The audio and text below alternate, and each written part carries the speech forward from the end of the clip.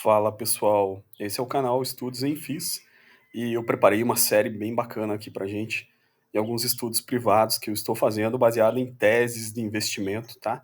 Então a ideia é a gente entrar no início já em algumas teses aí, não é nenhuma recomendação de investimento, mas quem chega antes, né, na fonte acaba bebendo a água um pouco mais limpa, né?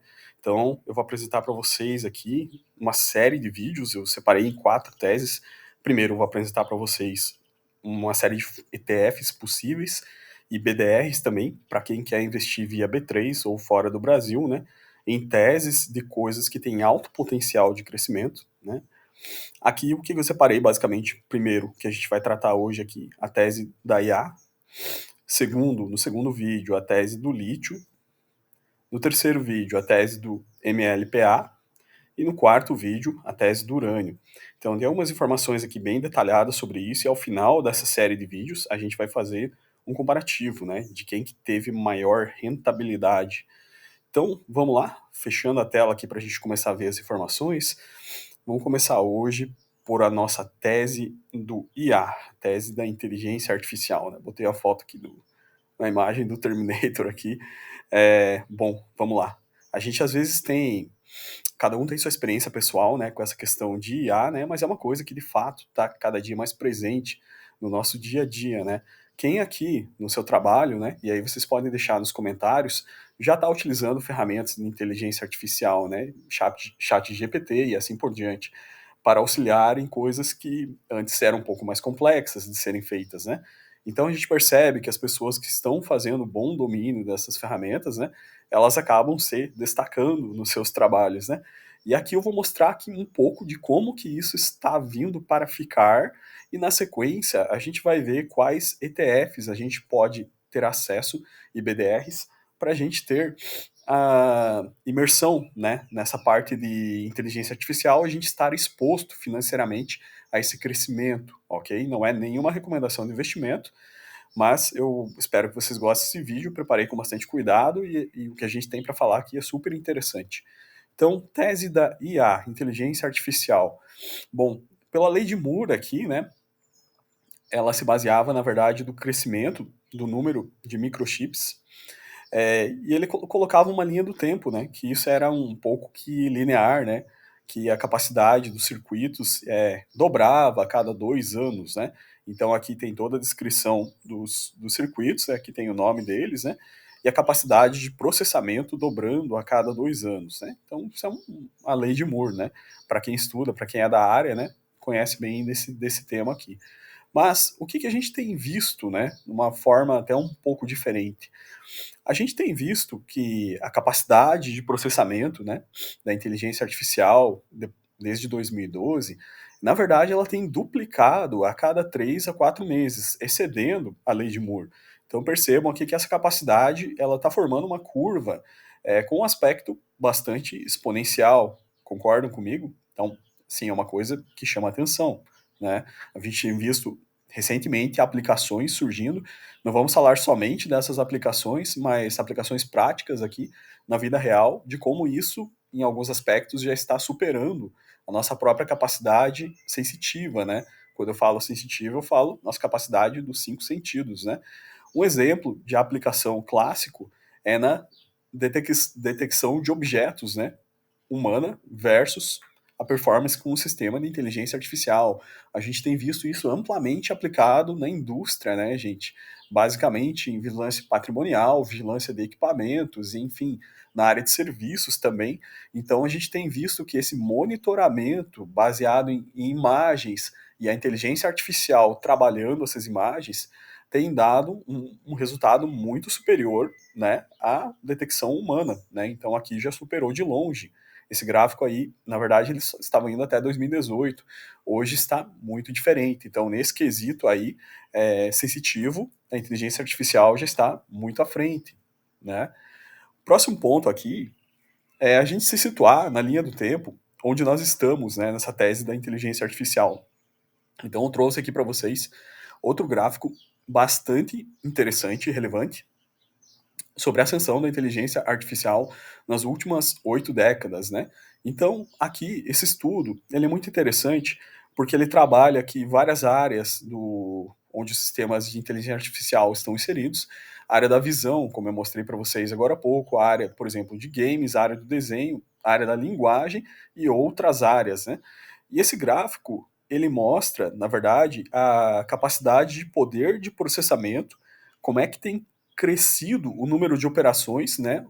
Aqui é chamado o flopping point, né? Como que isso tem crescido, essa capacidade de processamento da inteligência artificial, que já está aqui em 2,7 bilhões betaflops aqui.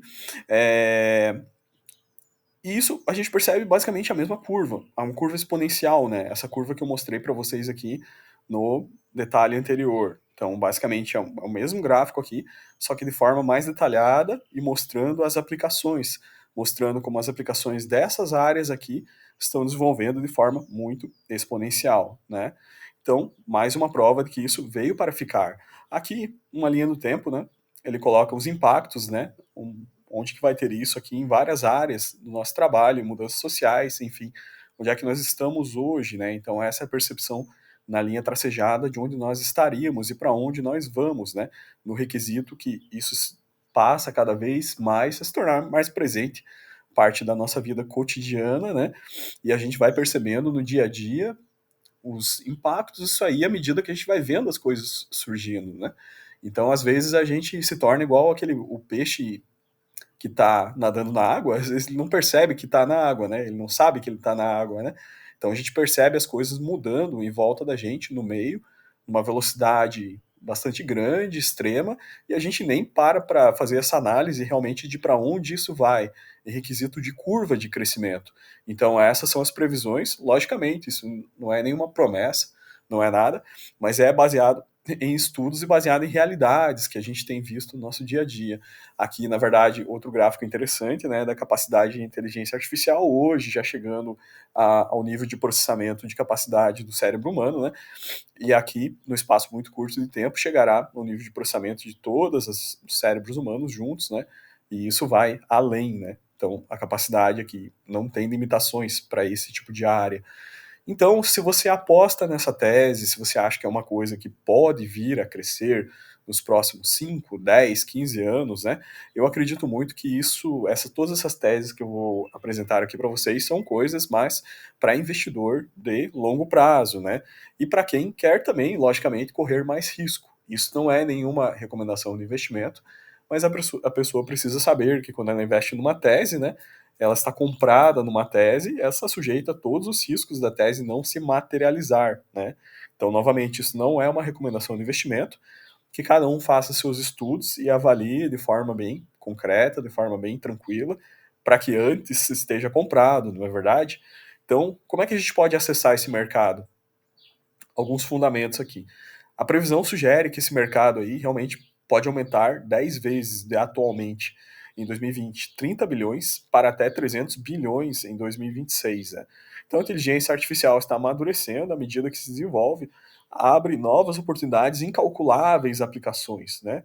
Então, o que acontece?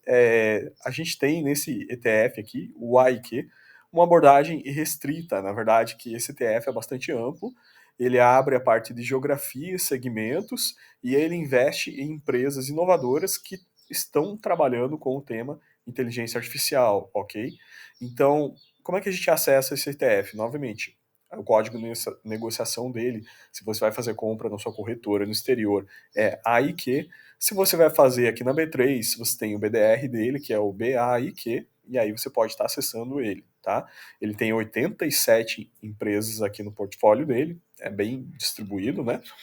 Aqui eu trouxe algumas informações sobre as principais empresas. Você percebe que a participação de cada uma é bastante pequena, mas são empresas que estão trabalhando diretamente com o desenvolvimento de inteligência artificial. Voltando aqui para algumas estatísticas do ETF, né? Percebam que ele tem um beta um pouco mais alto, né? Na verdade, o beta, aqui comparando sempre com o S&P 500, né? O beta faz uma explicação aqui da volatilidade do próprio ETF, né? Ou seja, aqui o S&P 500 está com 1,1, esse aqui, na verdade, está com 0,95, ele variou até menos do que o S&P 500. É um ETF hoje que está negociando um PL de 25, 25,9, quase 26. Então, beleza, informações básicas aqui para você fazer suas análises e investir. Ah, e como é que foi a rentabilidade disso nos últimos períodos de tempo? Então, eu trouxe aqui, desde o início desse índice, desse ETF, né, que foi em 2018, até o presente momento. Então, quem entrou no início realmente teve uma rentabilidade bastante alta, a gente percebe um crescimento bem pronunciado entre 2020 e até janeiro de 2022. Depois, variações normais, né? Caiu aqui, né? Junto com a economia, no ano de 2022, a gente percebeu uma queda, na verdade, até do índice S&P 500, mas das empresas aqui que investem em tecnologia também, né? Chegando a janeiro de 2022, um pouco mais descontado, e agora ele aparenta estar com uma tendência de crescimento novamente, mas ainda não chegou esse pico de janeiro de 2022. De novo, isso aqui, logicamente, não é para quem quer fazer trading nem nada assim, né? Mas é a pessoa que aposta na tese e acredita que pode fazer um carrego disso a longo prazo, né? Tirando os frutos de rentabilidade disso, né? Então, basicamente, eu trouxe dois ETFs aqui no comparativo, são esses dois, o AIQ e o BOTZ, que eu citei para vocês. Nesse exemplo específico, o AIQ tem demonstrado um pouco mais de resiliência, né? Ele tem performado um pouco acima do BOTZ. Então, não é nenhuma recomendação, mas os resultados deles aqui, basicamente desde janeiro de 2021, têm sido um pouco superiores, ok? Então, essa era a primeira tese, a tese do IA, que a gente analisou nesse vídeo aqui. Eu volto agora nos vídeos consecutivos e seguintes com a tese do lítio, no segundo vídeo. No terceiro vídeo, a gente vai falar da tese do MLPA.